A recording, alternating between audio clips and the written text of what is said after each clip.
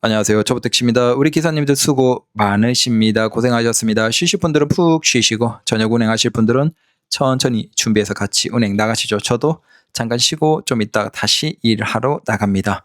자, 자율주행 택시와 관련해서 영상을 올리니까 새로운 분들이 유입이 되시고 의견을 주셔서 대단히 고맙습니다. 좀 더 의견을 나눠보죠. 아무래도 개발이나 혹은 택시의 가격이 폭락하길 원하는 예비 개인 택시 기사님이나 아마 그런 분들이신 것 같아요. 즉 지금 택시를 안 하시는 분들이신 거죠. 근데 그분들이 모르는 현실에 대해서 이제 우리가 조금씩 얘기해 보겠습니다. 일단 어느 분이 대략 계산을 해 주셨어요. 자, 개인 택시 1년 매출 8,500, 전기차 기준 순이익 7,500, 24시간 운행 자율주행 택시 매출 1억 5천, 순이익 1억 3천, 여기에서 택시 기사 임금으로 5천, 자율주행차 관리 1천 잡고 빼면 연간 순이익은 일반 택시 2,500, 자율주행 택시 1억 2천, 그리고 대량 생산, 대량 보급이 시작되면 라이더고 뭐고 부품 및 기술 가격은 급격히 떨어진다라고 계산해 주신 분이 계십니다. 댓글 감사합니다. 그런데 여기에서는 무엇을 생각하고 있지 않으시냐. 네. 이게 택시의 손님은 한정되어 있어요. 자, 이런 계산이 만약에 자율주행 택시가 저렇게 수익을 내기 위해서 뭐 1,000대, 2,000대, 5,000대, 10,000대 보급된다라고 했을 때 택시의 손님은 한정되어 있는데 택시의 수입을 나눠 먹게 하죠. 그러면 우리 개인 택시 기사들, 택시 기사들의 매출도 감소하겠지만 무엇의 매출도 변화할까요? 자, 초기에 투자받고 이 정도 현재 개인 택시 기사들이 이 정도 버니까 이걸 우리가 24시간 돌아가는 자율주행 택시로 하면 이 정도 매출이 나올 거라고 생각하지만 그 매출조차도 다 변화하는 것이죠. 굉장히 내려가는 겁니다. 그리고 개인 택시 1년 매출을 8,500은 도대체 무슨 기준으로 잡으신지 모르겠지만 일반적인 택시, 회사 택시 기준으로 차 한 대당 대략 한 하루 기준 20만 원 초반입니다. 그래서 20만 원 초반 잡고 한 달 하면 600. 네. 근데 600 잡고 그러면 그 기준으로 한 달 24시간 돈다. 1억 2천. 자, 그것만 하더라도 낮죠. 네. 그래서 1억 5천 매출은 잘 이해가 되지 않습니다. 그래서 1억 초반 풀로 돌리면 그 정도로 나올 수 있겠죠. 근데 여기서 또 함정이 그 차량들이 늘어나면 24시간 돌아가는 차량이 늘어나면서 결국은 매출은 한정되어 있고 그걸 나눠 먹게 하면서 자율주행 택시라고 하더라도 매출은 1억이 안 나오는 것이죠. 한 7천, 8천 정도가 나오겠죠. 그리고 개인 택시랑 회사 택시 기사님들은 매출을 전체적으로 줄 것이고, 그래서 지금 예상하는 그 매출은 지금 기준으로 아주 극한으로 잡으신 거예요. 절대 그 정도까지 나올 수가 없다라는 겁니다. 자, 그 다음 큰 돈 주고 면허는 샀는데 도입한다고 하니까 슬 똥줄이 타나 보네. 글쎄요. 택시 기사님들 중에서 개인 택시 번호판 가격에 대해서 아시는 분들이 거의 없습니다. 실제 이제 일을 하시는 분들은 관심이 없어요. 왜? 어차피 팔아야 돈 되니까. 그래서 대부분의 기사님들은 개인 택시 가격에 대해서 크게 생각하지 않습니다. 저도 이제 사고 팔고 방송을 하니까 이걸 관심 두지. 평소에서는 그게 아무런 상관이 없습니다. 물론 내일은 아쉽죠. 절반 한 3분의 1까지 내려가면 아쉽죠. 근데 아쉽다고 그러면 일을 안 할까요? 이거 절반이 됐으니까 이거 가치 없네. 팔아버리고 딴 거 하자. 자, 택시의 매출이 절반이 됐다라는 건 그만큼 경제가 힘들다는 거예요. 다른 쪽은 진짜 더 힘들겠죠. 그러니까 딴 데 가서 할 일이 없어요. 네. 그래서 착각을 하시는 게 택시 번호판 가격이 무너지면 택시 기사들이 택시를 안 한다? 아니요. 아무런 상관이 없습니다. 근데 택시 번호판 가격이 절반 정도가 될 정도면 이미 내수 경제 다른 것들은 거의 박살이 났다라고 보시면 되고, 사실은 경제가 나빠지면 택시 번호판 가격은 사실 반대로 올라요. 오해를 하시는 게 지금 우리의 경제는 계속 나빠지잖아요. 그러면 이 나빠지는 과정에서 다른 일을 할 게 없어요. 지금 자영업은 굉장히 힘듭니다. 최근에 이제 고용 관련도 법이 이제 개정되고 곧 시행이 되면서 기존에 5인 미만 사업자들은 그래도 좀 고용에서 조금은 이제 약간 법을 피해갈 수 있는 그런 것이 있었는데 이젠 그게 없어요. 그래서 어설픈 5인 미만의 사업자들도, 고용이 있는 사업자들도 이제는 그 자영업을 웬만큼 유지 못합니다. 그럼 그런 분들이 자영업, 가게, 식당 이런 거 접고 뭐 할까요? 할 게 뭐가 있겠습니까? 노가다 하겠습니까? 아니면 뭐 공부를 다시 하겠습니까? 자격증을 따겠습니까? 할 게 없다니까요. 우리 사회가 지금 할 게 없어요. 결국은 첫 번째 노후 자금이니까 망하지 않아야 되고, 두 번째 그냥 내가 크게 힘들지 않으면서도 성실하게 돈을 벌 수 있어야 돼요. 자, 이 두 가지 조건에 부합하는 일이 거짓말 아니고 게이트 행시 말고는 거의 없습니다. 50대, 60대 이상에. 그래서 굉장히 특이하게도 경제가 나빠지면 개인 택시 가격은 오릅니다. 경제가 굉장히 좋으면 개인 택시 가격은 내려요. 그럼 우리가 다시 경제가 예전처럼 막 성장하고 좋을 때가 가능성이 있습니까? 없습니까? 없죠. 네. 그래서 택시 기사들은 다 현실을 보잖아요. 거리에 임대가 얼마 있는지, 가게가 어떤지, 여기에 새로운 가게로 바뀌는 주기가 어떤지, 하루 종일 밖에 돌아다니는 사람들이에요. 누구보다 현실을 피부로 잘 느끼는 사람들이에요. 근데 우리가 예상하는 미래는 어때요? 굉장히 나빠요. 나쁠 수밖에 없어요. 근데 그렇게 경제가 나쁘면 우리 개인 택시 가격은 하늘로 계속 날아올릅니다. 죄송하지만. 그래서 개인 택시 가격이 무너질까 걱정하는 사람들은 솔직히 얘기하면 개인 택시 지금 하고 있는 기사들은 거의 없어요. 자, 여기서 이제 조금 더 개발 기술자들이 현실과 차이. 식당에서 어느 분이 댓글을 이렇게 달아주셨어요. 자, 식당에서 지금 서빙과 주문 같은 것들이 이제 자동화가 많이 되고 있다라고 얘기하죠. 실제 되고 있죠. 식당에 이렇게 서빙 기계가 이제 뭐 추라이 같은 것들 쥐익 씻고 오면 그냥 거기에서 덜어서 우리가 그냥 바로 먹죠.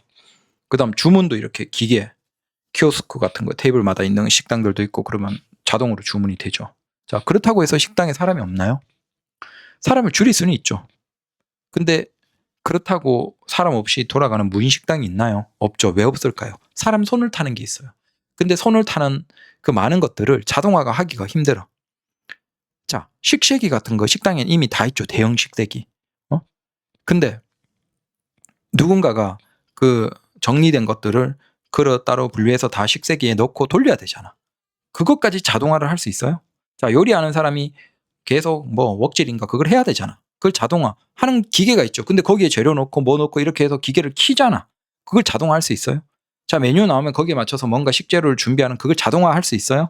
자, 굉장히 많은 그런 것들은 사실은 애매해. 하려면 자동화를 할 수 있는데 굳이 그 비용 절감이 얼마 안 되는 거죠. 그리고 자동화가 한 95%까지는 어느 정도는 가능해요. 기술적으로. 근데 그게 98, 99 진짜 완벽하게 100%까지 자동화하려면 굉장히 비효율이 발생합니다. 그래서 완벽하게 자동화 안 되는 분야들이 많아요. 사실. 자, 뭐 이를테면 이미 커피 만들어주는 기계 같은 거 있죠. 막 사람처럼 이렇게. 근데 그 커피 기계도 있고 그 다음 커피 자판기가 이미 많아요. 근데 왜 커피 가게가 있을까요? 그게 그냥 보면 커피 자판기에 200원, 300원이죠. 그러면 그게 나머지 순수익이 다 남는다라고 생각하지만 그 커피 자판기 기계에 또 사람이 관리하면서 가서 청소도 해주고 그다음 재료도 채우고 뭘 하죠. 그걸 해야죠. 누가? 그러니까 우리가 자꾸 착각하는 게 100% 완벽하게 자동화가 쉽다라고 생각하지만 오히려 그게 더 어렵다는 거예요. 네. 그리고 그 완벽하게 재료까지 자동으로 채워지고 세차까지 자동으로 다 되는 식으로 그 정도까지 진짜 완벽하게 99.9% 100%까지 자동화를 하려고 하면 오히려 그게 굳이 할 필요가 없어. 왜? 비용이 기하급수적으로 증가하고 그럴 거면 그냥 저가 커피 1,500원짜리 파는 그 가게에 알바 쓰는 게 훨씬 저렴한 거죠. 그 기계를 완전 100% 자동화까지 하기에는. 그래서 사실 100% 자동화라는 건 거의 힘들어요. 결국은 사람이 필요하다. 자, 그러면 그런 관점에서 택시가 자동화에서 애매한 부분들, 이게 사람이 아니면 쉽지 않은 부분들을 그냥 우리가 현실에서 그냥 매일매일 경험하는 손님들이에요. 개발자들은 자동주행 택시를 생각하고 개발하는 그 사람들은 몰라. 그 사람들은 오직 차만 자동으로 굴러다니면 가고 멈추고 하면 돈 번다라고 생각해. 하지만 실제 택시라는 게 돌아다니면서 우리가 경험하는 사람 손이 운전 이외에 들어가는 것들, 생각, 뭔가가 필요한 것들을 그냥 제가 잠깐 정리해봤습니다. 이걸 지금 자율주행 택시가 대응할 수 있는지 여러분들 한번 얘기를 해보세요. 자, 첫 번째 구토손님. 시작부터 굉장히 세죠? 자, 구토손님이에요. 구토손님을 막을 수가 없어요. 우리 사람이 민감하게 느끼고 뭐 그나마 세워드릴까요? 아니면 구토봉투를 주던지 뭐 그렇게 대응을 하지만 그럼에도 택시가 구토를 해요. 그 구토 손님을 자율주행 택시가 대응할 수 있습니까? 입틀 막습니까? 기계가 팔이 나와서 막 입을 틀어막고 뭐 구토 못하게 합니까? 자, 구토 손님을 어떻게 대응을 하죠? 자, 구토를 했어. 자, 구토를 하고 손님은 어떻게 해요? 차 좀 세워주세요. 그러면 거기 상황에 따라서 고속도로에서 세울 수 있으면 세우고 아니면 못 세워. 그래서 손님이 토하는 걸 듣고 보면서도 그대로 가는 기사님들도 많아요. 왜? 차를 도저히 갓길에 세울 수 없는 곳들도 의외로 운전하면 많거든요. 그러면 진짜 속이 터지죠. 근데 답이 없어. 그 고속화도로나 고속도로 막 터널 속 이런 데서 토한다고 세워버리면 진짜 2차 사고, 3차 사고 심각해지니까 그냥 손님 어쩔 수 없네요. 그냥 밑에 바닥에 토하십시오. 그런 경우도 많다니까요. 자, 여튼 이런 구토 손님 그냥 밤에 야간에 술집 근처에서 하면 뭐 1년에 한두 번 이상은 다 경험합니다. 자, 이런 손님은 어떻게 하죠? 응? 어떻게 해요? 그 뒤에 뭐 자율주행 택시가 자동으로 청소가 돼요? 그 뒤에 손님은 당연히 못 태울 것이고 손님이 그냥 가면 기겁을 하겠죠. 더 문제는 자, 구토를 할 정도면 제정신이 아니야. 술에 취했어. 막 자빠져 있어. 밑바닥에 앉아 있고 꿇어 있고 막 엉망이야. 그 사람을 어떻게든 뭐 내리고 해야 돼. 그 다음에 거기에 비용 받아야 돼. 그것조차 제대로 안 되면 그 사람을 뭐 주변에 지구대 같은 데까지 가서 경찰을 하에 그 15만 원 정도는 긁고 뭐 이런 식으로 처리를 해야 돼. 자, 이런 것들을 자율주행 택시가 어떻게 대응하죠? 이것만 생각해도 이미 개발자분들이 깝깝하죠. 그런 사람이 한번 하면 그 기회비용이 얼마를 날려요? 토하면 운행을 못해요. 그러면 그게 차고지까지 가서 세차를 해도 네, 빨리 한다라고 하더라도 최소 몇 시간. 그리고 못 타요. 다음 사람 타면 그냥 토해요. 운행을 못 한다니까. 하루 이틀 정도는 말리고 빼내고 그걸 우리 기사님들은 이제 그 방법을 하고 아니면 카시트를 뭐 준비를 한다든지 뭐 착착 해서 하지만 그건 전에 팁을 올렸죠. 그렇게 하더라도 딴 데 튀고 그러면 답이 없어요. 자, 그러면 앞에 계산에서는 야 이게 뭐 24시간 돌고 돈을 얼마 벌 거라고 생각하지만 이런 예외적인 경우가 많아요. 자, 이게 이제 시작이에요. 구토 손님. 자, 그 다음 두 번째. 바닥을 더럽혀 놓거나 엉망으로 해놓고 가는 손님들. 이런 손님 많아요. 왠지 모르겠지만 참 신발이 더럽고 그 다음 바닥에 매트 같은 거 깔아놓으면 그거 막 뒤집어 있고 막 엉망으로 만들어. 뭐 시트에 뭐 커버 씌워놓으면 그것도 막 이상하게 해놓고 가는 손님들. 왠지 모르지만 그런 손님들이 꽤나 있습니다. 그 다음 3번 쓰레기를 두고 간 손님. 두고 갈 수 있죠. 구석에 짱 박거나 어디에 뭐 빈틈이나 막 아니면 등받이나 이런 데 왠지 모르겠지만 쓰레기를 이렇게 구석에 박아 놓거나 그냥 아예 그냥 두고 가는 손님들 아니면 커피들 있잖아요. 그 테이크아웃 한 커피 그거 마시고 그냥 그 컵 그냥 바닥에 그대로 두는 경우도 있고 심지어 뭐 안에 얼음 들었는데 그냥 바닥에 버리고 가는 경우 그런 경우도 있어요. 자, 근데 그거 자율주행 택시가 어떻게 대응하죠? 자율주행 택시가 팔이 있어서 그거 자동으로 치우고 정리할 수 있습니까? 우리야 욕을 하면서 치우죠. 바로 그냥 쉽게 대응을 해요. 근데 자율주행 택시는 그거 어떻게 대응해요? 그 인식도 못 할걸요? 그럼 다음 손님한테 그대로 태우고 가는 거죠. 그럼 다음 손님 문 열면 쓰레기장이야. 그럼 뭐 정상적으로 서비스가 되겠습니까? 자, 한 3가지만 들어도 머리가 깝깝하죠, 개발자분들. 자, 4번째. 비 오는 날 우산을 시트에 올려놓는. 그래서 시트를 축축하게 젖게 만드는 손님들. 이게 없을 것 같죠. 비 오는 날 의외로 많습니다. 그래서 축축하게 젖은 우산을 덮고 우리 생각에는 너무 당연하게 바닥에 둘 것 같지만 바닥에 두는 손님이 대부분이긴 해요. 근데 그 우산을 시트에 이렇게 걸쳐서 세워놓거나 그 정도면 양반이죠. 어이없는 건 그냥 시트에 올려놔요. 옆자리에. 왠지 모르겠어. 근데 그 사람들은 아마 바닥이 더럽다라고 생각하나 봐. 그래서 그 물뚝뚝 흐르는 우산을 그냥 조수석에 둬. 그럼 조수석이 바닥이 다 젖어 있죠. 그럼 다음 손님 타면 어떻게 되겠어요? 우리는 그걸 보고 화나지만 그냥 차에 둔 걸레로 그냥 쓱쓱 닦고 또 운행을 하죠. 근데 자율주행 택시야. 그걸 할 수 있습니까? 그럼 다음 손님 타면 만약에 2명 탔다? 옆에 젖어 있는 의자에 앉으면 물론 비 와서 젖었을 수도 있겠지만 엉망이죠. 자, 이런 것만 생각해도 난감하죠. 자, 그 다음 취객의 난동. 자, 구토는 안 하는데 취객이 난동 피우는 손님들 많습니다. 의자를 발로 탄다든지 욕을 한다든지 뭘 한다든지 갑자기 세워달라고 한다든지 별 신기한 사람들 많습니다. 근데 그거 대응할 수 있습니까? 자, 더 문제는 5번, 6번이 같은 거예요. 시객이 목적지 도착 후에 일어나지 않아요. 너무 많은 경우죠. 너무 많은 경우죠. 택시하면 거의 뭐 야간하시는 분들은 한 달에 한두 번 이상은 경험합니다. 안 일어나. 자. 그러면 우리가 요즘에는 건드려도 안 돼요. 옛날 같으면 그냥 흔들어 깨우죠. 아니면 차 이렇게 확 밟았다가 급브레이크 밟으면서 머리 휘청휘청하게 만들어서 어떻게든 깨웁니다. 근데 요즘에는 그러면 위험해요. 법적인 문제가 발생할 수 있기 때문에 소리 많이 지르고 그래도 도저히 안 된다 그러면 그냥 근처 지구대를 찾아가야 돼요. 그래서 경찰한테 얘기하고 경찰이 손으로 만지면서 깨울 수 있어요. 부축하면서 끌어내리든지 뭔가를 할 수 있어요. 우리가 그렇게 하면 절대 안 됩니다. 위험합니다. 요즘에는 오해를 사고. 특히 여자 손님은 아예 그냥 생각도 하면 안 돼요. 뭐 소리 지르고 이런 것도 하면 안 되고 여자 손님이 그냥 잔다? 몇 번 불러보고 안 된다? 무조건 근처 지구대 가야 돼요. 아니면 여러분들 끝장나고 면허 날릴 수 있어요. 잘못되면. 그래서 목적지에 도착했는데 자는 손님 많아요. 그러면 그걸 자율주행 택시는 어떻게 할까요? 뭐 빵 클렉션 소리를 나게 하려나? 아니면 그냥 근처에 파출소까지 자동으로 가게 하려나? 모르죠. 이런 것까지 다 설정을 해야 돼요. 이 애매한 부분, 도저히 이해할 수 없는 이런 부분까지 자동화로 해야 돼요. 어떻게 할까요? 쉽지 않아요. 목적지가 그리고 자는 건 아니야. 근데 취객이야. 그러면 목적지를 몰라. 내비상으로 목적지를 했는데 여기 아니고 저기 백이동 백이동이요? 저기 삼성 앞으로 가 직진으로 가 옆으로 일단 가라고 이씨 막 그런 손님들 허다해요. 자율주행 택시 탔어. 목적지 도착했는데 안 내려. 그 자율주행 택시가 기계가 그 대응을 다 할 수 있을까요?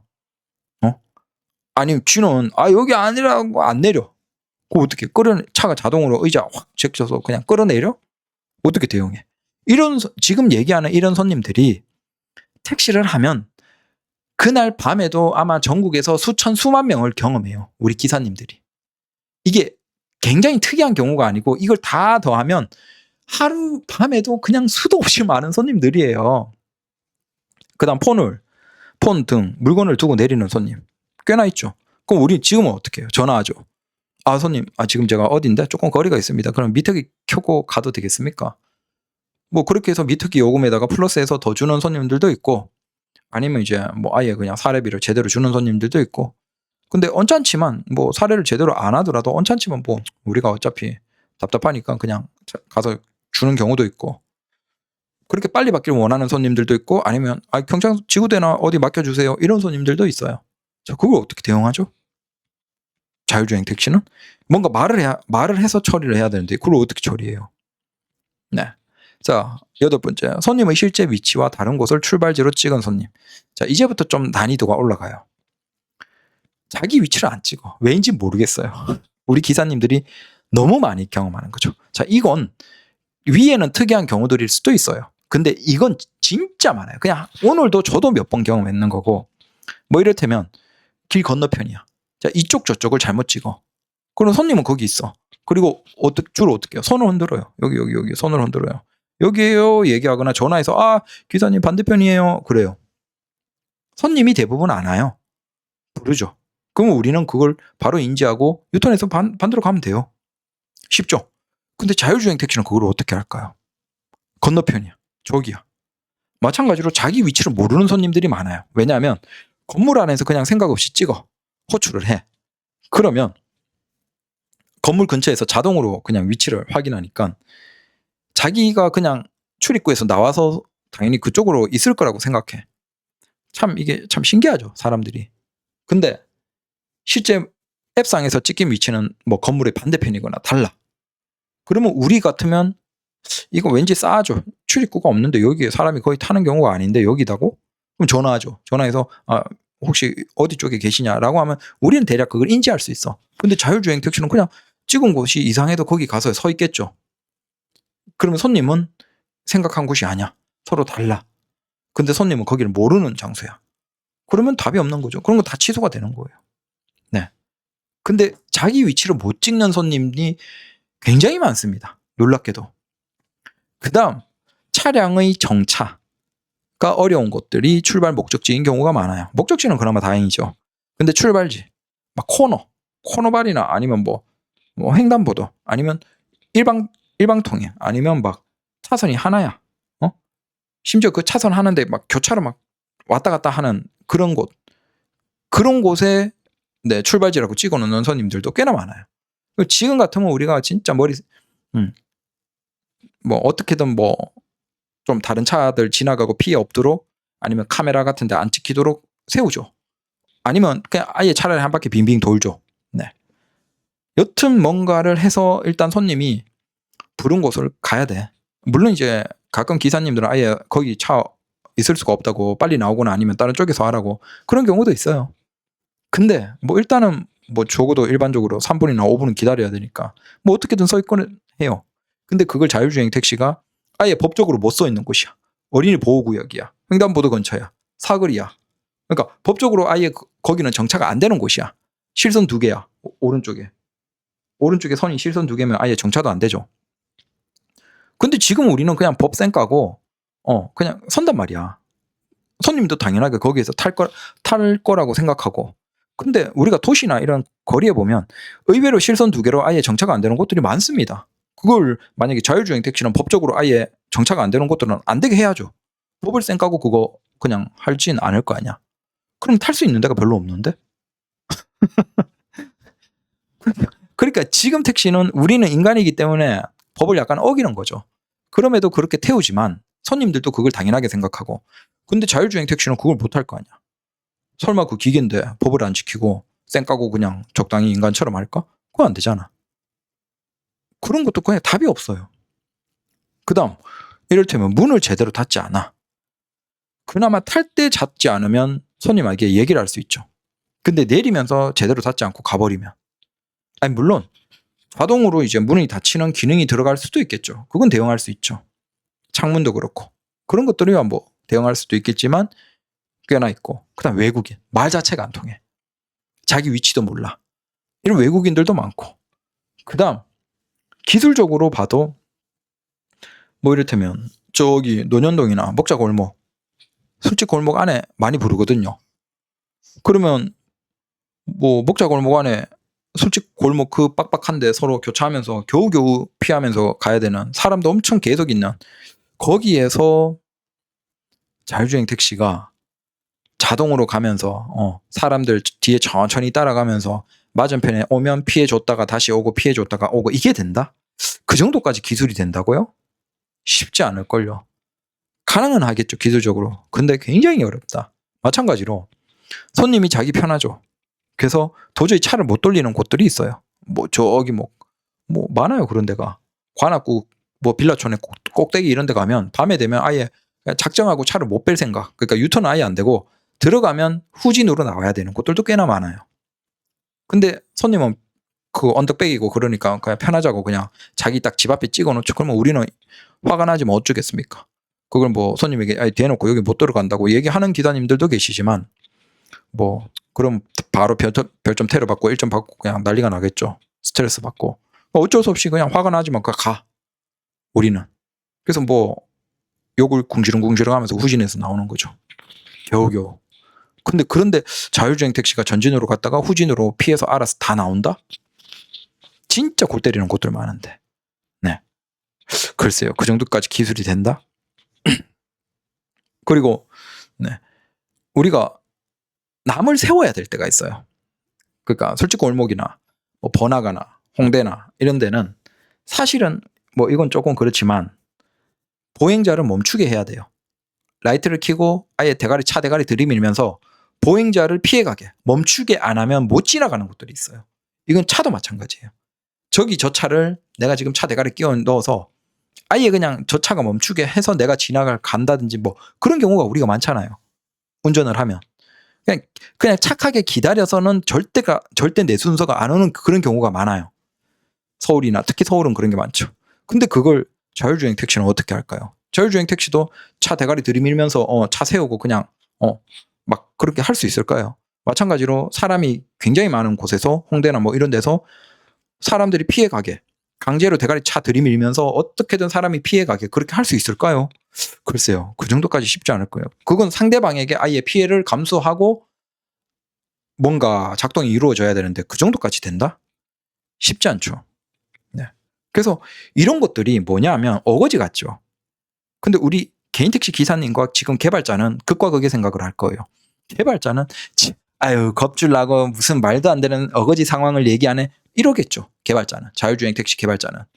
근데 우리 개인 택시 기사님이나 회사 택시 기사님들은 어때요? 이런 사례 너무나 일상적인 거예요.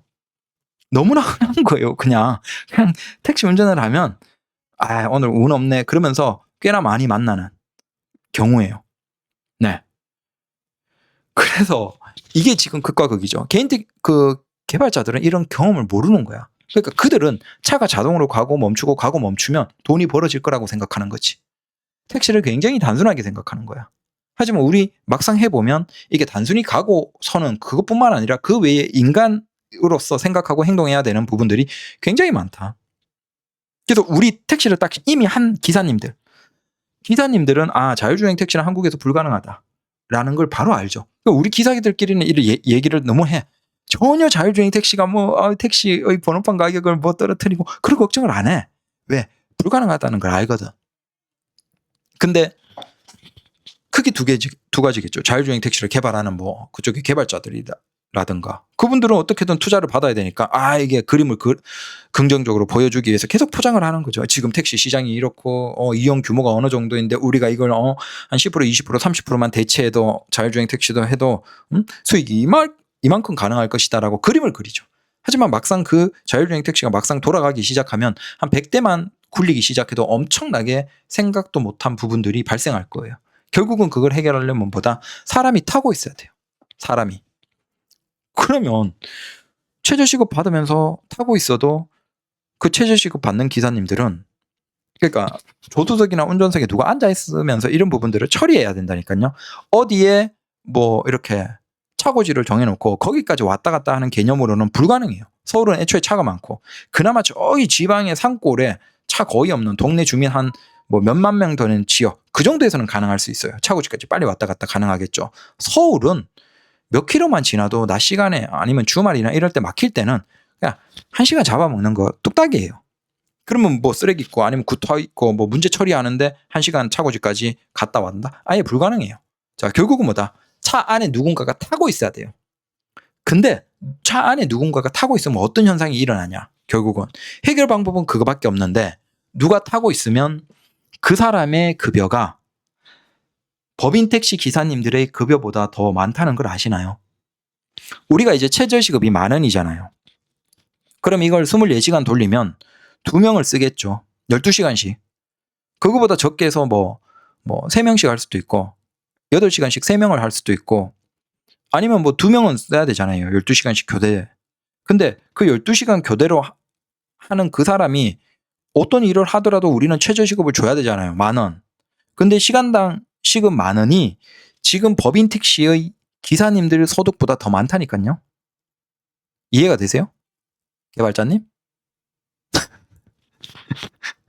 이런 문제를 결국 해결할 수 있는 사람을 태워놔야 되는데 그 사람의 최저시급 급여로 해도 그 사람들이 법인 택시보다 더 급여를 많이 줘야 돼요. 그러니까 여러분들이 상상하는 것처럼 아예 없으면 수익이 나올 수도 있겠죠. 근데 그건 이런 문제를 해결을 못해요. 즉 시간당 매출 답이 안 나와요. 기계가 그렇게 단순히 가고 서고만으로도 해결 안 되는 문제가 너무 많고 사람을 태우면 법인 택시보다 비용이 더 들어간다니까요. 지금 법인 택시 기사님들은 법적으로 의무인 최저시급보다 적게 벌어요. 그래서 지금 법인 택시 문제가 있는 거예요. 그걸 어떻게든 바꾸려고 이제 전액 관리제나 다른 시스템으로 계속 바꾸려고 하는데 사실은 회사 택시라는 구조 자체가 그렇게 해결하기가 쉽지 않아요. 왜냐하면 매출을 일으켜야 되는데 기사님들이 단순히 타고 있다라고 해서 매출을 찍어버리면 솔직히 얘기하면 우리 택시 기사님들 손님 안 태우고도 버티는 거 가능하거든요. 답이 없어요. 결국은 기사님에게 매출은 어느 정도 부담을 떠넘길 수밖에 없어요.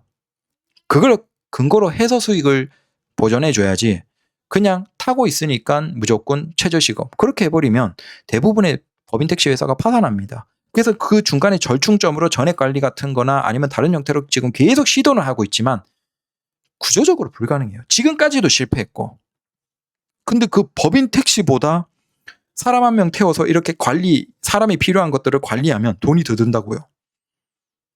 그러면 사람 없이 그냥 차고지를 서울의 중간중간에 두고 한다? 서울에 어떻게 가요? 못 가요. 차가 이렇게 막히는 동네에서. 그래서 우리 개인 택시나 뭐 택시 기사들은 자율주행 시대가 한 15년, 20년, 25년 정도. 그때가 되면 진짜 로봇도 싸. 로봇도 한 대 한 1,000만 원이면 인간처럼 행동해. 그런 로봇 정도가 나오고 그다음 차도 자동으로 나오고 그런 로봇을 운전석에 태워두면서 이런 사람 손이 필요한 이런 것까지 처리하는 그 시대가 되면 자율주행 택시 시대가 진정으로 나오고 이제 사람이 운전하는 것들의 가치가 낮아질 수도 있어요. 근데 그게 언제 될까요? 그게 언제 될까요? 15년, 20년 지나야 될걸요? 지금 60세, 70세인 기사님들은 네. 그러니까 우리 시대에서는 자율주행 택시가 안 온다라는 겁니다. 현실적으로 불가능해요. 이게 뭐 택시 손님이 한 명이 한 10만 원, 15만 원, 20만 원씩 무조건 내면 그 정도면 가능할 수도 있어요. 근데 지금 미국에서도 우버가 시급으로 얼마를 받는지 아십니까? 최근에 우버 택시 기사들이 증가하면서 미국의 우버의 일반 X 요금이 한국과 거의 비슷해요. 거리는 굉장히 긴데 그 비용이 굉장히 낮아서 지금 미국의 우버 기사들이 굉장히 화가 나 있어요. 근데 문제는 그 일을 그만두고 할 게 없어요.